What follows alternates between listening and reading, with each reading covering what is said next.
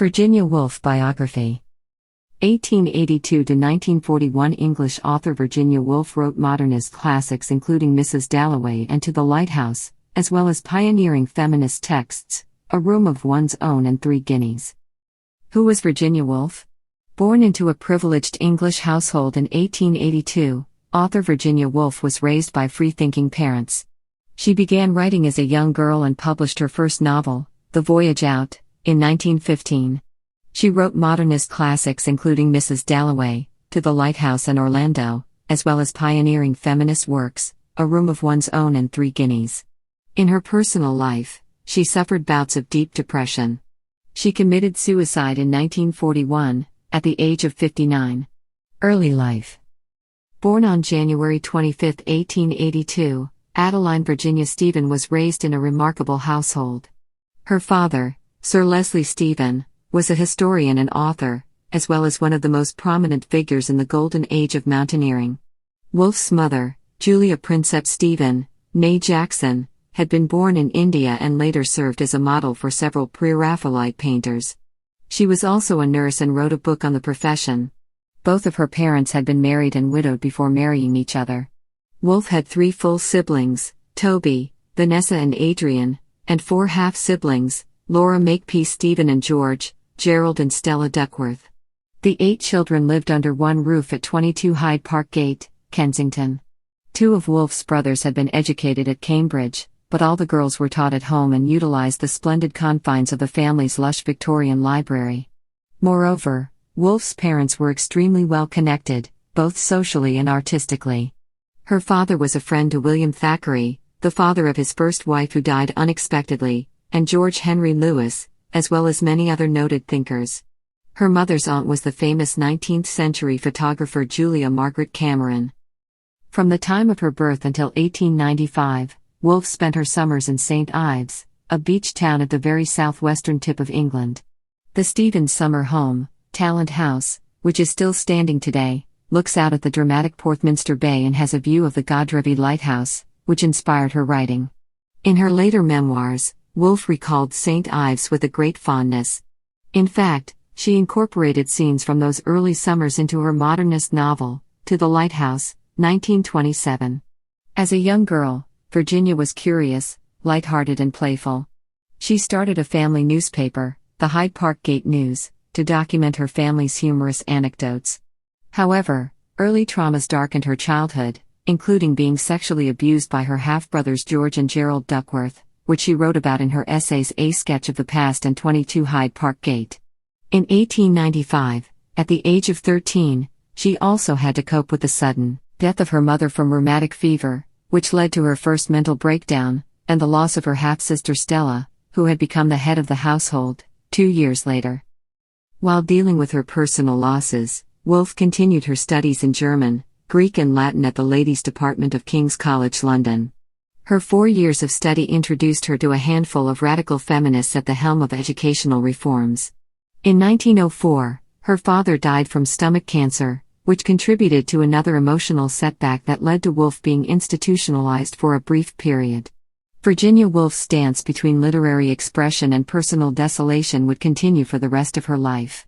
In 1905, she began writing professionally as a contributor for the Times literary supplement. A year later, Woolf's 26-year-old brother Toby died from typhoid fever after a family trip to Greece. After their father's death, Woolf's sister Vanessa and brother Adrian sold the family home in Hyde Park Gate, and purchased a house in the Bloomsbury area of London. During this period, Virginia met several members of the Bloomsbury Group, a circle of intellectuals and artists including the art critic Clive Bell, who married Virginia's sister Vanessa, the novelist E.M. Forster, the painter Duncan Grant, the biographer Lytton Strachey, economist John Maynard Keynes and essayist Leonard Woolf, among others. The group became famous in 1910 for the Dreadnought hoax, a practical joke in which members of the group dressed up as a delegation of Ethiopian royals, including Virginia disguised as a bearded man, and successfully persuaded the English Royal Navy to show them their warship, the HMS Dreadnought. After the outrageous act, Leonard Woolf and Virginia became closer, and eventually they were married on August 10, 1912. The two shared a passionate love for one another for the rest of their lives. Literary work. Several years before marrying Leonard, Virginia had begun working on her first novel. The original title was Melambrosia. After 9 years and innumerable drafts, it was released in 1915 as The Voyage Out. Woolf used the book to experiment with several literary tools, including compelling and unusual narrative perspectives, dream states and free association prose. 2 years later, the Woolfs bought a used printing press and established Hogarth Press, their own publishing house operated out of their home, Hogarth House. Virginia and Leonard published some of their writing, as well as the work of Sigmund Freud, Catherine Mansfield and T.S. Eliot. A year after the end of World War I, the Woolfs purchased Monk's House, a cottage in the village of Rodmell in 1919, and that same year Virginia published Night and Day, a novel set in Edwardian England.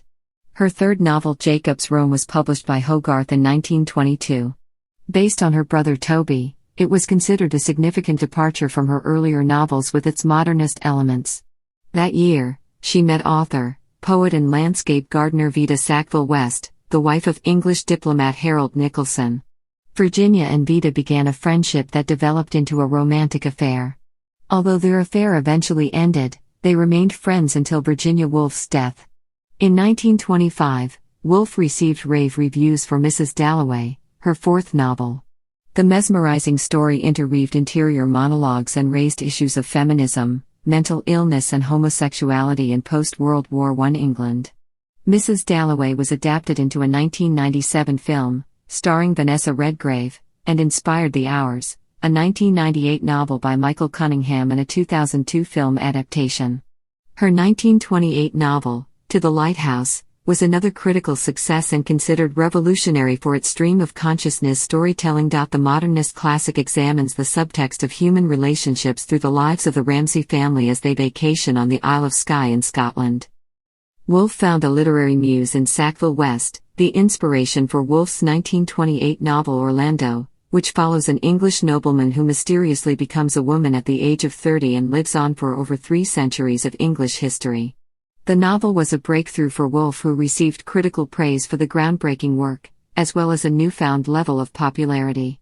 In 1929, Woolf published A Room of One's Own, a feminist essay based on lectures she had given at women's colleges, in which she examines women's role in literature. In the work, she sets forth the idea that a woman must have money and a room of her own if she is to write fiction.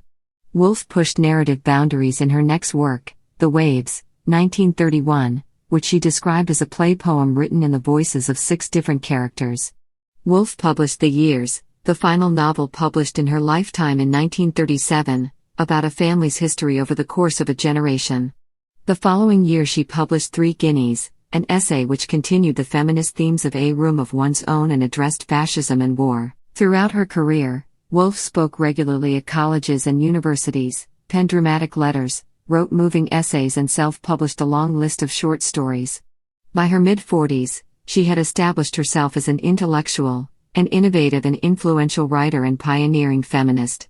Her ability to balance dreamlike scenes with deeply tense plot lines earned her incredible respect from peers and the public alike. Despite her outward success, she continued to regularly suffer from debilitating bouts of depression and dramatic mood swings. Suicide and legacy. Woolf's husband, Leonard, always by her side, was quite aware of any signs that pointed to his wife's descent into depression.